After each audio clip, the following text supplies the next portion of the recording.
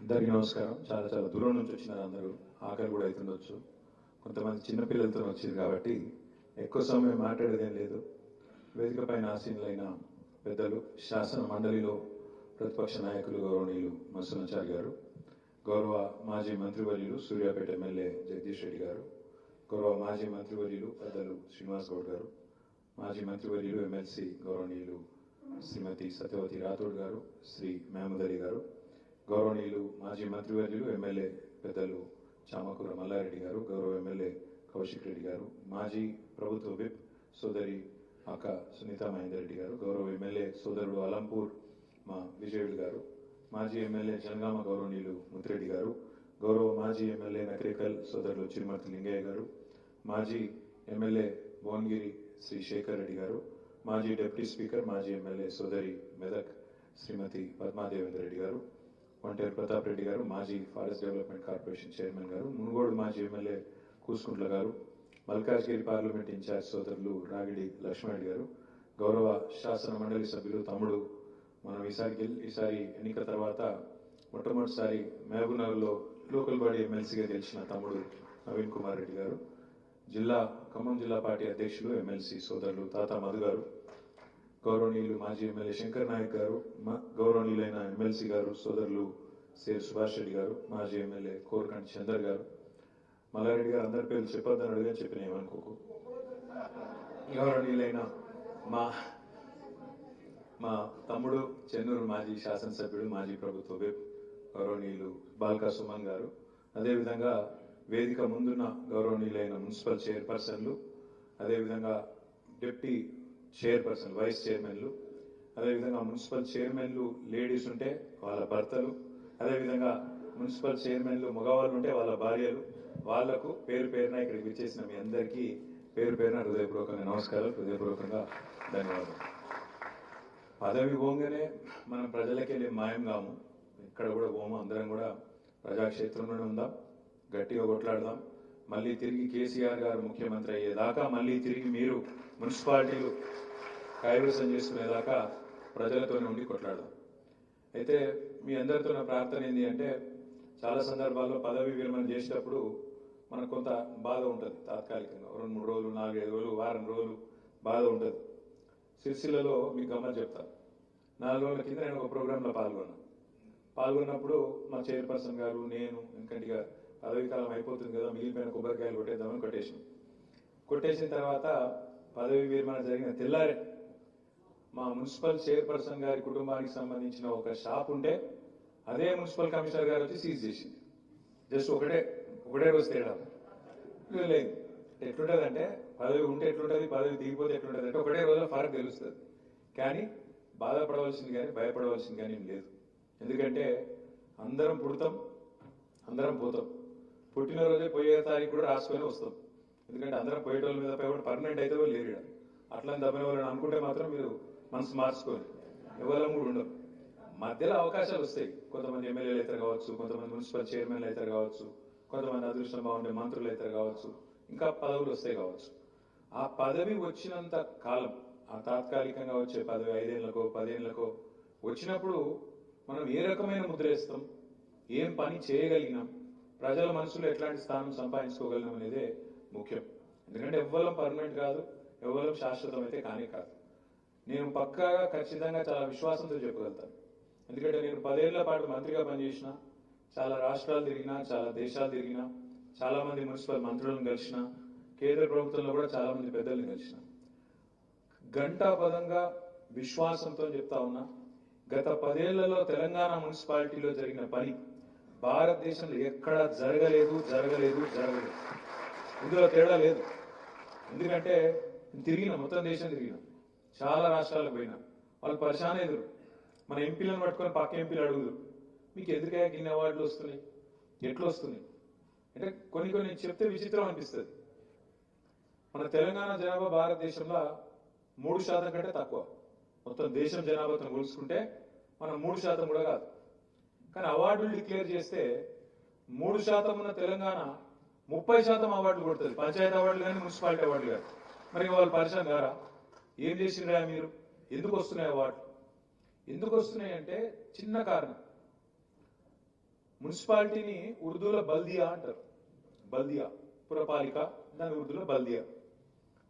బల్దియా అంటే ఇక మనకు మొదటి నుంచి ఇంతకుముందు సీనియర్ చెప్పినట్టు ఒక సామెత ఉన్నది, బల్దియా ఖాయా పియా చల్దియా.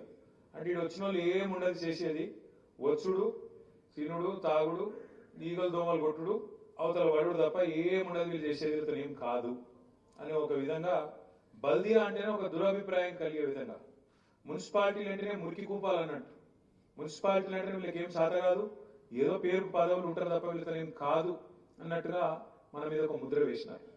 కానీ కేసీఆర్ గారు వచ్చిన తర్వాత మొదలు మాకు 2014లో కూర్చోబెట్టి దిశానిర్దేశం చేసినారు.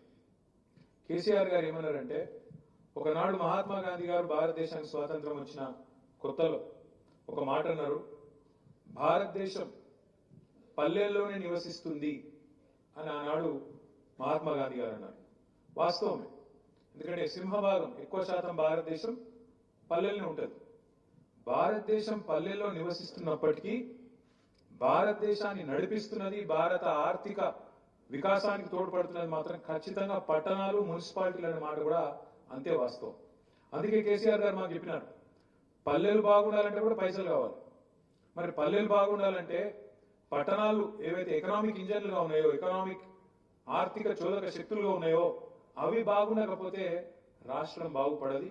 తప్పకుండా మనం ప్రయత్నం చేయాలి, బలంగా పట్టణాలను మంచిగా ఇంకింత బాగా తీర్చిదిద్దాలన్న ఒక మాట మాకు స్పష్టంగా పెద్దలు కేసీఆర్ గారు చెప్పడం జరిగింది.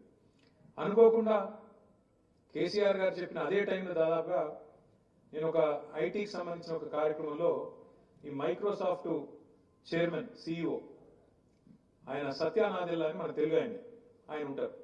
ఒకసారి ఎక్కడో కలిసి ఇద్దరం ఒకటే ప్రోగ్రాంలో పార్టిసిపేట్ చేస్తుంటే నేను వారికి చెప్పిన, మా కేసీఆర్ సార్ ఇట్లా అంటాడు, భారతదేశం పల్లెల్లో ఉండదు కానీ పట్టణాలే నడుపుతాయి దేశాన్ని అనే మాట మాకు చెప్పినారు. అంటే ఆయన నవ్వి ఏమన్నాడు తెలుసా, భారతదేశం పరిస్థితి రాష్ట్రం పరిస్థితే కాదు, మా కంపెనీ పరిస్థితి కూడా అదే అన్నాడు. ఎట్లా అని నేను అన్నాను, మా మైక్రోసాఫ్ట్ అనే సంస్థ 190 దేశాలు ఉంటుంది, కానీ మాకొచ్చే 80% ఆదాయం 70 పట్టణాల నుంచి వస్తుంది. లండన్, న్యూయార్క్, హైదరాబాద్ ఇటువంటి పట్టణాలకు వెళ్ళే మాకు కూడా 80% ఆదాయం మా కంపెనీ కూడా అక్కడికి వెళ్ళి వస్తుంది. తప్పకుండా పట్టణీకరణ అనేది మనం ఎవరు కూడా నివారించగలిగేది కాదు. ప్రపంచవ్యాప్తంగా మీరు చూస్తే ప్రజలు ఎదిగే క్రమంలో, దేశాలు ఎదిగే క్రమంలో, రాష్ట్రాలు ఎదిగే క్రమంలో పట్టణీకరణ పెరుగుతుంది. ఎందుకు జరుగుతుంది పట్టణీకరణ? ఇప్పుడు మా షాద్నగర్ చైర్మన్ సాబ్ ఇక్కడ ఉన్నాడు. ఎందుకు షాద్నగర్కి ఎందుకు వస్తారు ప్రజలు? చుట్టుపక్కల ఉండే పల్లెల్లోంచి కానీ చుట్టుపక్కల ఒక 30-40 కిలోమీటర్లకి ఎందుకు వస్తారు? ఎందుకు వస్తారంటే కొంతమంది ఉపాధి అవకాశాల కోసం వస్తారు, కొంతమంది పిల్లల చదువుల కోసం వస్తారు, కొంతమంది తల్లిదండ్రులకు ఆరోగ్యం బాగాలేకపోతే, ఆడ సౌలభ్యం బాగాలేకపోతే ఈడికి వస్తారు, చూపెట్టుకుంటారు, అవసరమైతే అక్కడ ఒక టికాణం చూసుకొని అక్కడనే ఉంటారు. అట్లే ప్రపంచవ్యాప్తంగా, ఒక మన దగ్గరనే కాదు, ప్రపంచవ్యాప్తంగా చూస్తే పట్టణీకరణ పెరుగుతూనే ఉన్నది, పట్టణీకరణ జరుగుతూనే ఉన్నది. కొన్ని దేశాలు ట్రై చేసినాయి పట్టణీకరణ ఆపాలి, ఎక్కడికక్కడ వికేంద్రీకరణ జరగాలి, లేకపోతే తట్టుకోలేము. ఎందుకంటే పట్టణ ప్రాంతాల్లో గట్టిగా, ఉదాహరణకు మన రాష్ట్రమే తీసుకోండి, తెలంగాణ రాష్ట్రం తీసుకుంటే మన భూభాగం, మన ఏరియా ఎంత అని చూస్తే 1,12,000 స్క్వేర్ కిలోమీటర్లు. తెలంగాణ రాష్ట్రం 1,12,000 చదరపు కిలోమీటర్లు. హైదరాబాద్ ఒకటి తీసుకుంటే దాదాపు 650 స్క్వేర్ కిలోమీటర్స్. అంటే మొత్తం తెలంగాణ జనాభా 4 కోట్లు అనుకుంటే ఒక్క హైదరాబాద్ జనాభా దాదాపు 1,25,00,000. ఒకసారి ఆలోచన చేయండి మీరు, 1,12,000 స్క్వేర్ కిలోమీటర్ల పరిధిలో 4 కోట్ల మంది ఉంటే ఒక్క హైదరాబాద్ 650 స్క్వేర్ కిలోమీటర్ల హైదరాబాద్ లో 1,25,00,000 మంది ఉన్నారు. అంటే ఎంత తొక్కుడు పడుతున్నారు ఈ ప్రాంతం? ఎన్ని వసతులు కావాలి, ఎన్ని సౌలతులు కావాలి, ఇక్కడ ఎన్ని మంచినీళ్ళు కావాలి, ఎన్ని మురికినీటి కాలువలు కావాలి, ఎన్ని రోడ్లు కావాలి, ఎంత కరెంట్ గుంజాలి, ఎంతమందికి ఇక్కడ స్కూల్ కావాలి, జన సాంద్రత, డెన్సిటీ ఆఫ్ పాపులేషన్ చూడండి. మున్సిపాలిటీ కూడా అంతే. ఇప్పుడు మీరు ఇక్కడ మా తమ్ముడు, మా సోదరుడు బసవరాజ్ గౌడ్ గారు భూత్పూర్ మున్సిపల్ చైర్పర్సన్ గారు చాలా బాగా చేసింది. మీరు అందరూ కూడా చేసింటారు నాకు తెలిసింది. ప్రతి ఒక్కరు కూడా ప్రగతి నివేదిక తయారు చేయమంటే అప్పుడు చేసిరు, మీరు మున్సిపాలిటీలలో చేసిరా అందరూ? ఇంత మంచిగా అనిపించింది. ఇప్పుడు చదువుతుంటే ఈ మున్సిపల్ నివేదిక తాను తరంలో ఏం చేసిండు, ఏ వార్డుకి ఏం చేసిండు అని చెప్పి బసవరాజ్ గౌడ్ గారు, ఆయన వైస్ చైర్మన్ ఫోటో, వాళ్ళ ఎమ్మెల్యే గారి ఫోటో, వాళ్ళ మంత్రి గారి ఫోటో, మున్సిపల్ మంత్రి, ముఖ్యమంత్రి, కమిషనర్ ఫోటో, అందరి ఫోటోలు పెట్టి ఏ వార్డు కౌన్సిలర్ ఫోటో ఆ వార్డుకు పెట్టి ఇది చూడు, ఇది చాలా మంచిగా ఉంది. ఇగో ఈ ఫలానా వార్డు ఫస్ట్ వార్డు కౌన్సిలర్ గీన, ఆయన పేరేంది, పేరు బాలకోటి. ఇగో ఆయన దగ్గర కట్టిన డబుల్ బెడ్రూమ్ ఇల్లు, ఆ వార్డులో ఫస్ట్ వార్డులో కట్టిన డబుల్ బెడ్రూమ్ ఇల్లు, కట్టిన సీసీ రోడ్లు, పట్టణ ప్రకృతి వనాలు, డ్రైనేజ్. ఇది చూడు ఎంత బాగా చేశాను. మొత్తం ఒక్కొక్క వార్డు కూర్చోండి బసరాజు గారు, ఒక్కొక్క వార్డు ఎట్లెట్లా చేసిందని చెప్పి భూత్పూర్ కొత్త మున్సిపాలిటీ దానిలో అన్ని వార్డులు మొత్తం 10 వార్డులు ఉంటే 10 వార్డులకు సంబంధించిన కౌన్సిలర్లు ఏ వార్డులో ఏం పని చేసినామని చెప్పి ఫోటోలతో సహా నాకు తెలిసి ఇంటింటికి మంచిరా. మీకు అన్ని అవార్డులు వచ్చినాయి, ఎందుకు రాలేదు కానీ కాదు, మంచిగా పని చేసి అవార్డులు వచ్చినాయి కాదు, మీకు ఇంటింటికి మంచిరా. ఇది ఎందుకు చెప్తున్నా అంటే ఎందుకంటే ఒక భూత్పూరే కాదు, ఇవాళ మీరు నేను చెప్తే కొన్ని మా ప్రజ్ఞాపూర్ అసలే సార్, మా చైర్మన్ సాబ్ అసలే కేసీఆర్ గారి కాన్స్టిట్యూన్సీ కాబట్టి భయపడాలి మనం. ఇది ప్రజ్ఞాపూర్ గజ్వేల్ది ప్రగతి నివేదిక అనా అన్నా రాజ్మోహన్ గారిది వారిది కూడా ప్రగతి నివేదిక. ఒక 5 ఏళ్ళ 2020 నుంచి 25 వరకు ఏం పనులు చేసాం అనేది చాలా వివరంగా ఇగో. ఇక వాళ్ళదంటే గజ్వేల్ కాబట్టి నడిచింది అనుకో, కానీ కాకపోతే చూడు అంటే ఒక్కటి కాదు, ఇవాళ నేను చెప్తే పరిచయం అవుతారు. మన నిరంజన్ రెడ్డి గారు, మాజీ వ్యవసాయ శాఖ మంత్రి గారు నిరంజన్ రెడ్డి గారు, వారి వెంబడ మన జోగు రామన్న గారు, మన సత్యవతి గారు, అజయ్ గారు, మిత్రులు కోటిరెడ్డి గారు, ఇంకా మిగతా కొంతమంది మిత్రులతో అందరితో కలిపి రైతు ఆత్మహత్యలు పెరిగిపోతున్నాయి. మళ్ళా కాంగ్రెస్ ప్రభుత్వం వచ్చినాక ఇప్పటికి 420 రోజుల్లోనే 412 మంది రైతులు చచ్చిపోయినారు. ఎందుకైతే ఇట్లా తెలుసుకోవాలి, మనం తెలుసుకొని ప్రభుత్వాన్ని ఖచ్చితంగా ఒక నివేదిక ఇవ్వాలి, పార్టీకి ఒక నివేదిక ఇవ్వాలి, మీరు అన్ని జిల్లాలు తిరిగిరండి అని చెప్పి వారికి రిక్వెస్ట్ చేస్తే పెట్టుడే ఆదిలాబాద్కి వెళ్ళి మొదలుపెట్టారు. ఆదిలాబాద్కి వెళ్ళి నాకు మన పువ్వాడ అజయ్ కుమార్ గారు, మాజీ ట్రాన్స్పోర్ట్ మినిస్టరు ఖమ్మం, ఆయన ఫోన్ చేశాడు. రామన్న, నేను ఇన్ని రోజులు మా ఖమ్మం కార్పొరేషన్ చాలా గొప్పగా ఉంటుంది అనుకుంటుంటే, ఖమ్మం కార్పొరేషన్ బాగా చేసిన నేను ఒక ఫీలింగ్లో ఉంటే, కానీ ఇక్కడికి వచ్చి ఆదిలాబాద్ చూసిన అమ్మతో చెప్తున్నా మా జోగురామన్న నాకంటే బాగా చేసుకున్నాడే అని చెప్పి అజయ్ గారు ఫోన్ చేశాడు. అయితే అనుకోకుండా నేను జగదీశ్వర్ రెడ్డి గారు ఆ ఫోన్ వచ్చినప్పుడు ఒకటే దగ్గర ఉన్నాను. అన్న ఇట్లా అంటున్నాడు అజయ్, ఇట్లా అంటున్నాడు అని నేనంటే మా జగదీష్ అని ఏమన్నాడు తెలుసా, నేను నా సూర్యాపేట కంటే ఖమ్మం ఏదో బాగుందట అని చెప్పి అటు ఖమ్మం పోయినప్పుడు అనుకున్నా నేను, మరి ఇప్పుడు ఖమ్మం కంటే ఆదిలాబాద్ బాగుందట అని చెప్పి అజయ్ చెప్తుంటే నాకు ఆశ్చర్యం అవుతుందని జగదీష్ అని అన్నాడు. ఒక ఖమ్మము, ఒక సూర్యాపేట, ఒక ఆదిలాబాద్ కాదు, నేను ఇవాళ చాలా కాన్ఫిడెంట్ గా, చాలా ఆత్మవిశ్వాసంతో, చాలా గర్వంతో చెప్తా ఉన్నాను. మన ప్రభుత్వం ఉన్నప్పుడు 10 ఏళ్లలో హైదరాబాద్ తో సహా చిన్న మున్సిపాలిటీ అయిన భూత్పూర్ కావచ్చు, గజ్వేల్ ప్రజ్ఞాపూర్ కావచ్చు, జమ్మికుంట కావచ్చు, హుజురాబాద్ కాన్స్టిట్యున్సీలో హుజురాబాద్ కావచ్చు, బాన్స్వాడ కావచ్చు, వనపర్తి కావచ్చు, ఒకటి ఇది అదే కాదు, వికారాబాద్ కావచ్చు, ఇంకోటి కావచ్చు, రాష్ట్రంలో ఉన్న అవార్డు కూడా వచ్చింది. జనగామ మున్సిపాలిటీ కూడా భారతదేశంలో 3వ స్థానంతో అవార్డు వచ్చింది. వీళ్ళు వాళ్ళని కాదు, మా జమున గారు వీళ్ళు వాళ్ళు కాదు, ప్రతి ఒక్క మున్సిపాలిటీకి భారతదేశంలో ఏ రాష్ట్రము చేయనంత గొప్పగా అత్యద్భుతంగా తీర్చిదిద్దిన మన పెద్దలు తెలంగాణ బాపు రైతు బంధు కేసీఆర్ గారికి గట్టిగా చప్పట్లతో మనందరం కూడా అభినందించాం. ఎందుకు జరిగింది అంటే ఏదో ఒక మనిషి ఇట్లా నోట్లకి డైలాగులు కొడితే పనులు కావు. చాలా మందికి ఉంటాయి కళలు కనుడు ఈజీ, కానీ ఆ కళలను సాకారం చేయాలంటే దానికి చాలా కథ కావాలి, దానికి పెద్ద వ్యవస్థ కావాలి, పైసలు ఇవ్వాలి, విధులు నిర్వచించాలి, నిధులు ఇవ్వాలి, ఒక విజన్ ఉండాలి, దానికి తగ్గ విధంగా పని జరగాలి, పని చేసేందుకు మీరు ఉండాలి. లేకపోతే ముఖ్యమంత్రి కళలు కనుక తెల్లారి వరకు రోడ్లు పడాయి, ముఖ్యమంత్రి కళలు కనుక తెల్లారి వరకు మోరీలు కావు, ముఖ్యమంత్రి గారు డైలాగ్ కొట్టగానే నోట్లకెళ్ళి జీవో రాదు, వెనకకెళ్ళి నిధులు రావు. ఇది కావాలంటే ప్రణాళికబద్ధమైన ఆలోచన విధానం ఉండాలి. కేసీఆర్ గారు మాకు నేర్పింది ఏంటంటే, మా అందరికీ, మీ అందరికీ, మనందరికీ నేర్పింది ఏంటంటే, plan your ward, plan your town, plan your village, plan your district, plan your mandal, plan your constituency. అంటే ప్రణాళిక.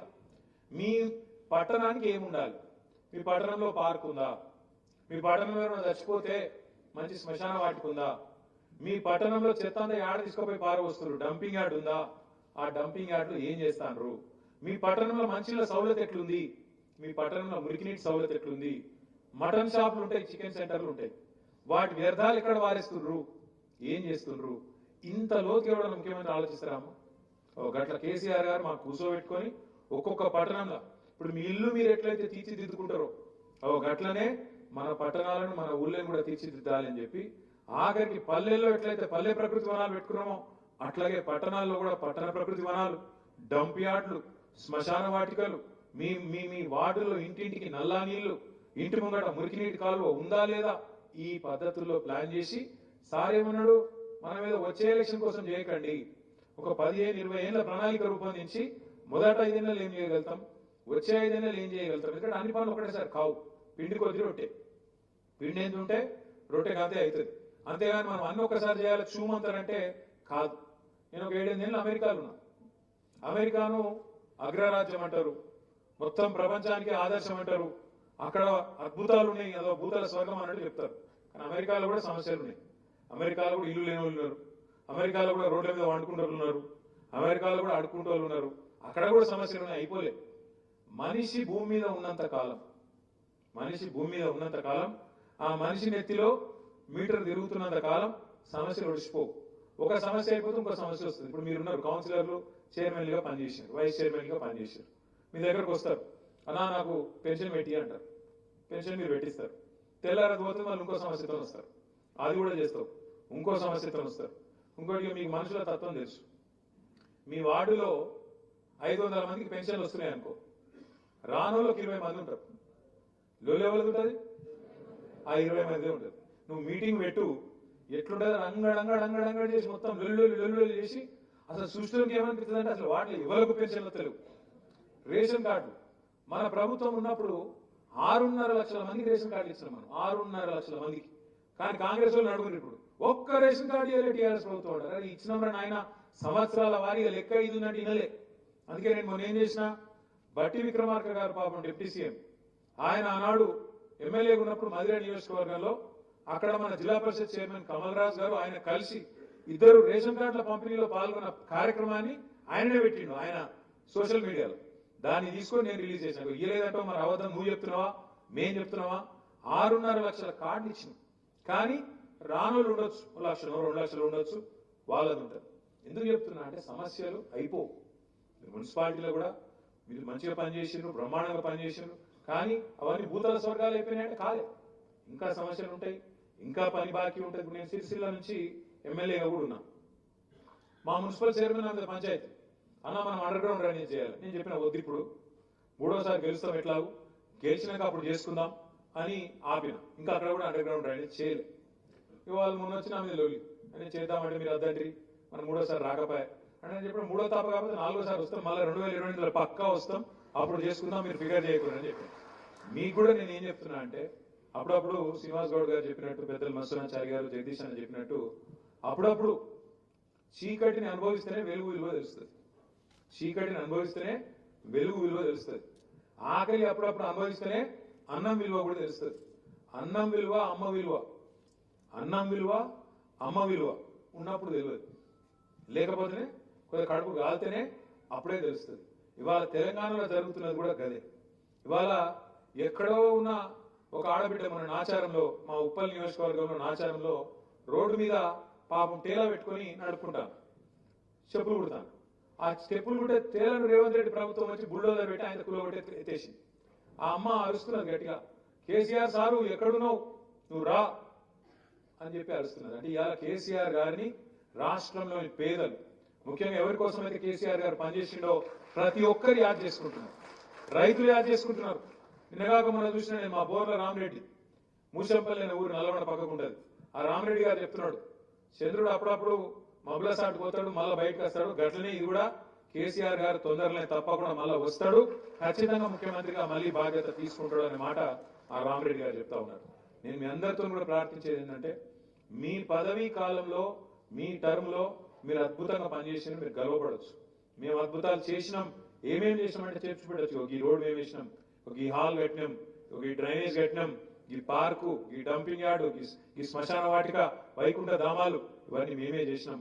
గర్వంగా చెప్పుకునే విధంగా మార్కెట్లు, ఇంటిగ్రేటెడ్ మార్కెట్లు, ఒకటిగా చెప్తే ఇంకా చాలా ఉన్నాయి, చేసుకున్నాం. కొన్ని పనులు చేయకపోవచ్చు, మనందరం ఎవరో దేవుళ్ళం కాదు, తప్పులు చిన్న చిన్నవి జరిగిండొచ్చు, లోటుపాట్లు చిన్న చిన్న ఉండొచ్చు, పొరపాట్లు ఉండొచ్చు. ప్రజలు అందుకే మనకు 3వసారి అధికారం ఇవ్వకపోవచ్చు, తప్పేం కాదు. ప్రజలు 2 సార్లు ఇచ్చారు, మరి 2 సార్లు ఇచ్చినప్పుడు మంచోళ్ళు, ఇవ్వకపోతే చెడ్డోళ్ళు అని అంటే తప్పు. 2 సార్లు ఇచ్చింది వాళ్ళే, ఈసారి వద్దన్నది వాళ్ళే. కానీ ఈసారి తెచ్చుకున్న వాళ్ళతో అనుభవిస్తుంది వాళ్ళే. నేను మొన్న నల్లగొండ పోతుంటే పెదకాపరితో ఒక ఊరు జెండా ఎగిరే అంటే ఆడ ఆగిన. జెండా ఎగిరేసి మళ్ళీ కారెక్కుతున్నా ఈ లోపల ఒక రైతు పట్టుకుంటే ఏం సంగతి అంటే ఏం బాగున్నది ఏం బాగలేదు అన్నాడు. ఏమైంది అన్న, మంచిగా పాలిచ్చి ఆవు విడిచిపెట్టి తానే దున్నపోతుంది తెచ్చుకున్నాం ఏం చేయాలి అన్నాడు. మరి ఏం చేయాలి, నేనేం చేయాలి, నువ్వేం చేయాలి, ఇంకో 4 నెలలు అనుభవించాలి, తప్పది అని చెప్పిన. వాళ్ళు అందరూ బాధపడతా ఉన్నారు. ఒకరు కాదు, రాష్ట్రంలో రైతులు, పెద్ద మనుషులు 4,000 పెన్షన్ అంటే మోసపోయినారు. ఆడబిడ్డలు తులం బంగారం అంటే కొద్ది సెంటిమెంట్ వర్కౌట్ అయింది. ఫ్రీ బస్సు, తులం బంగారము, ప్రతి కోడలికి 2,500, అత్తగా 4,000 వరకు కొద్దిగా ఎక్కడో ఆశ పుట్టింది. ఏమో కేసీఆర్ 10 ఏళ్ళు ఇచ్చినాం కదా, ఇళ్ళకు కూడా ఒక తాపిచ్చి చూద్దాం ఏమైతుంది అనుకున్నారు. ఏమైంది ఇప్పుడు? తులం బంగారం కాదు కదా, తులం ఇనుము కూడా దిక్కు లేదు. మార్కెట్ అంతా ఆగమాగం ఉన్నది. మీకు తెలుసు, నాకు తెలుసు. రియల్ ఎస్టేట్ మీకు తెలుసు. మున్సిపాలిటీల చుట్టూ మనం కొత్త మున్సిపాలిటీలు ఏర్పాటు చేసినాం. 142 మున్సిపాలిటీలు మన ప్రభుత్వం ఉన్నప్పుడు కార్పొరేషన్ మున్సిపాలిటీలు కలిపి 142 చేసినాం. మన ప్రభుత్వం రాకముందు, తెలంగాణ రాకముందు 68 ఉండే, 142 చేసుకున్నాం. కొత్త మండలాలు, కొత్త గ్రామ పంచాయతీలు, కొత్త మున్సిపాలిటీలు, కొత్త జిల్లా కేంద్రాలు, ఇవన్నీ చేయడం వల్ల ఏమైంది? ప్రజలకు అభివృద్ధి దగ్గరైంది. సంక్షేమ ఫలాలు, అభివృద్ధి ఫలాలు. ఇదివరకు కలెక్టర్ను కలవాలంటే దూరం పోయేది ఉండే. ఈ రోజు కలెక్టర్ మీ దగ్గరికి వచ్చిండు. ఒక్క మహబూబ్నగర్ జిల్లా, పూర్వ మహబూబ్నగర్ జిల్లా 5 జిల్లాలైంది. గద్వాల జిల్లా, నారాయణపేట జిల్లా, నాగర్ కర్నూలు జిల్లా, వనపర్తి జిల్లా, మహబూబ్నగర్ జిల్లా. దాంతో కొల్లాపూర్ వాళ్ళు మహబూబ్నగర్ వచ్చే అవసరం లేదు, గద్వాల వాళ్ళు మహబూబ్నగర్ వచ్చే అవసరం లేదు, ఐజావులు మనకు మహబూబ్నగర్ వచ్చే అవసరం లేదు. దగ్గరకు వచ్చింది మీకు కలెక్టరేట్. అట్లాగే మున్సిపాలిటీలు కావడం వల్ల మీకు పర్మిషన్లకు కానీ ఇంకో దానికి కానీ మీకు అక్కడనే సౌలత్ ఏర్పడ్డది. కాబట్టి ఏమైంది? విస్తరణ జరిగింది, అభివృద్ధి జరిగింది, భూముల ధరలు పెరిగినాయి.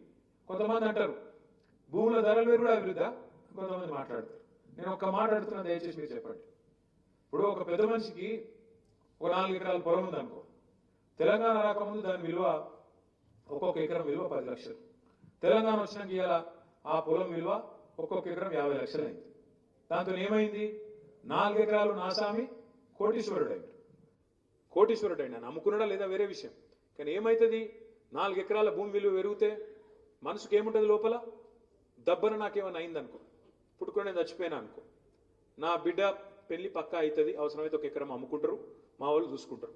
అవసరమైతే ఇల్లు కట్టుకునేది ఉంటే, మంచిగా బందోబస్తుగా పక్కా ఇల్లు కట్టుకునేది ఉంటే 4 గుంటలు అమ్మితే అయిపోతుంది అని ఒక విశ్వాసం ఉంటుంది.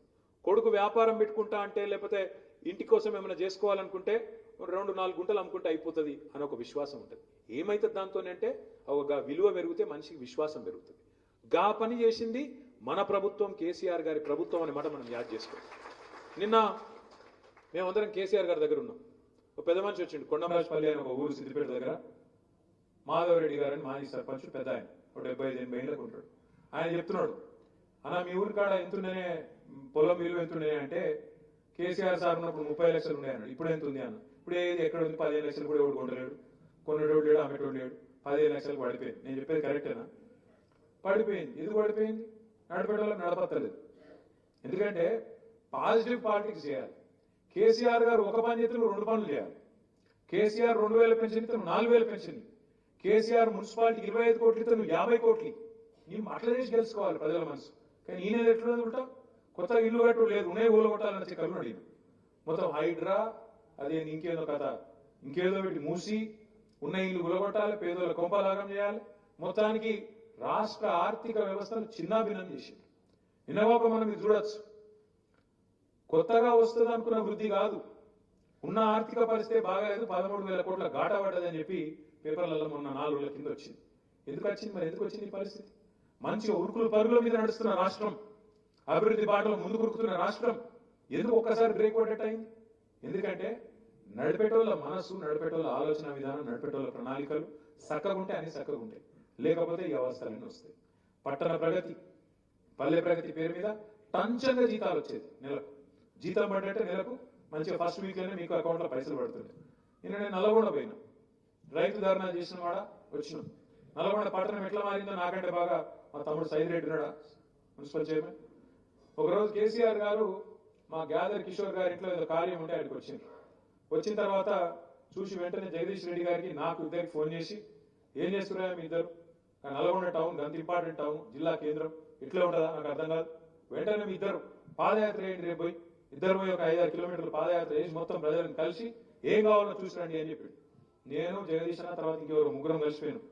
పోయి కలిసి మొత్తం భూపాల్ రెడ్డి గారు మా ఎమ్మెల్యే ఆ రోజు అందరం కలిసి 5-6 కిలోమీటర్లు పాదయాత్ర చేసి ప్రజలను అడిగి ఆ చుట్టుపక్కల ఉండే షాపులు వాళ్ళు వీళ్ళు అందరిని అడిగింది ఏం కావాలో మరి ఇట్లా కేసీఆర్ సార్ పంపిండు, ఏం చేయమంటారు మాకు మీకోసం ఏం చేయమంటారు అంటే, సార్ ఫస్ట్ ఈ రోడ్లు బాగా చేయండి అన్నారు. ఈ రోడ్లు మొత్తం మెయిన్ రోడ్స్ అన్ని మంచిగా చేయండి అంటే 700 కోట్ల రూపాయలతో నల్లగొండ టౌన్ ని చరిత్రలో గతంలో మంత్రులు కాంగ్రెస్ ప్రభుత్వంలో ఉండే సామంతులు ఎవ్వరు చేయని విధంగా అద్భుతంగా 700 కోట్ల రూపాయల అభివృద్ధి నిధులతో బాగా చేసింది. నేను నల్లగొండ ధర్నాకు పోయినా మళ్ళీ అదంతా చూసుకుంటా పోయినా అదే రోడ్లో మీకు చూసుకుంటా నవ్వుకుంటూ పోతున్నాం. మేము గతంలో మంత్రులు ఎవరు చేయలేదు మనం చేసినాం అని సంతోషంగా పోయి నేను వాపసు వచ్చిన లేదో ఆ మంత్రి గారు ఇక నా మీద తిట్టదనకం వీడెంత బచ్చగాడు ఇచ్చగాడు ఏదో మాట్లాడాడు. సరే పర్వాలేదు. ఆ మంత్రి గారి స్టేట్మెంట్ ఒక దిక్కు వస్తుంది, కింద ఇంకో వార్త వస్తుంది. ఏంద్రా అని చూస్తే నల్లగొండ మున్సిపాలిటీలో అక్కడ ఉండే పారిశుద్ధ్య కార్మికులు సఫాయి సిబ్బంది 4 నెలల నుంచి జీతాలు లేవని ధర్నా చేస్తాను. ఒక గత గొప్పగా నిలవేవారు అంటే తిట్టేందుకు నోరు వారేసుకున్నందుకు ఎంతనో వారేసుకోవచ్చు, నోరే కదా. కానీ పని చేయాలంటే సొంత మంత్రి నియోజకవర్గంలో నల్లగొండ మున్సిపాలిటీలో 4 నెలల నుంచి జీతాలు లేవు మున్సిపాలిటీ. ఆ మంత్రికి సోయి కూడా లేదు. ఇంకా ఆయన మంత్రి ఇంకా బలమైన తిట్టుడు బచ్చగాడు ఇట్లా అట్లా. నేనేమంటున్నా అంటే తిట్టుడు ఈజీ, నోరు వారేసుకున్నాడు ఈజీ, కానీ పని చేసుడు కష్టం. ఇవాళ ఉన్న ప్రభుత్వానికి ఇలా తెలిసి వస్తున్నది. 420 హామీలు ఇచ్చారు, ఒకటి కాదు రెండు కాదు. ఇది ఇస్తాం అది ఇస్తాం.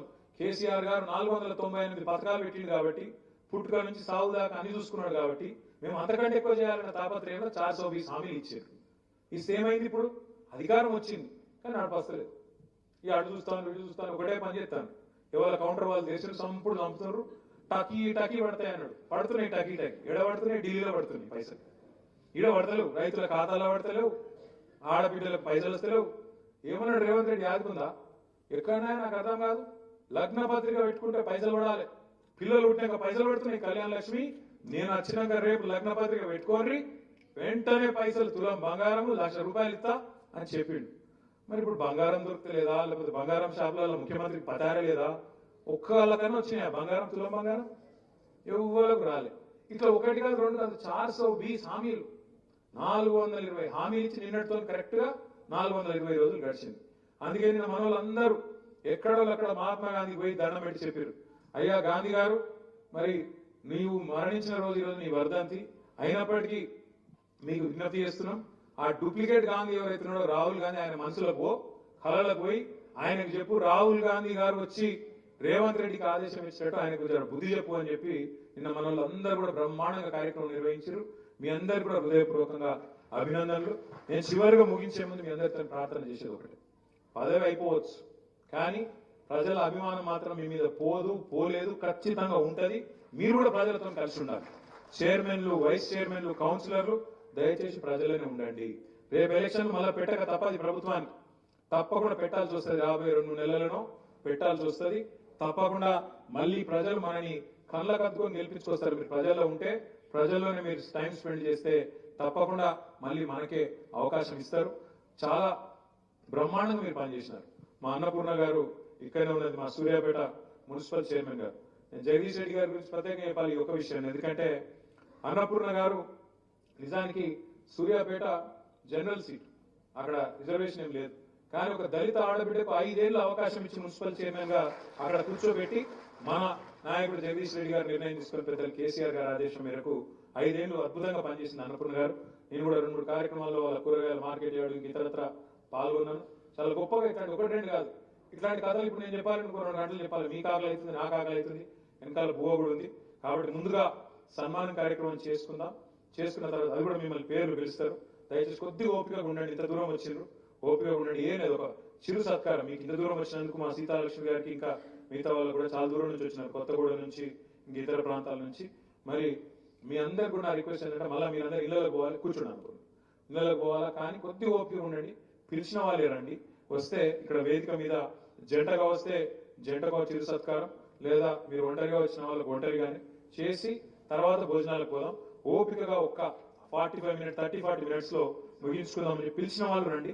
దయచేసి మిగతా వాళ్ళు ఎక్కడ వాళ్ళు అక్కడ మీ స్థానాల్లో ఆసీనులు కావాలని కోరుతూ మీరు ఏర్పాట్లు చేసినట్టయితే కుర్చీలు ముందేద్దాము, ఇక్కడ